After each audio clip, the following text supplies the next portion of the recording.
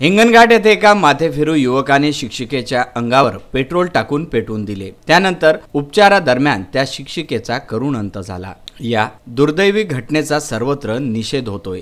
असाच निषेध व श्रद्धांजली वाहण्याचा कार्यक्रम अमरावती शहरातील सराफा बाजार येथे शिवसेनेच्या वतीने घेण्यात आला।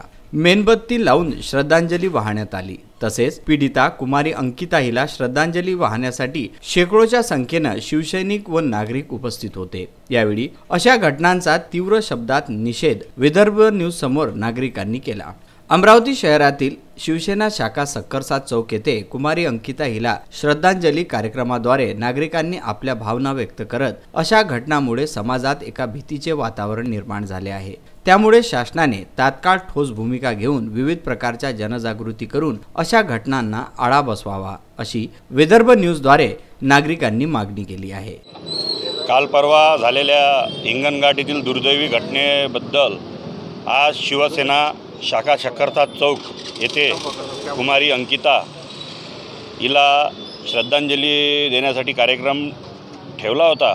तिथं सर्व शिवसैनिकांनी आणि नागरिकांनी परिसरातील कुमारी अंकिता हिला श्रद्धांजली दिली। आज सर्वप्रथम मी कुमारी अंकिता हिला श्रद्धांजली देतो। तसेच हिंगणघाटमध्ये जे घडलं ते या महाराष्ट्राच्या धर्तीवर आणि अमरावती शहराच्या धर्तीवर महानगराच्या धर्तीवर असा दुर्दैवी प्रकार कुठेही घडला पाहिजे नाही।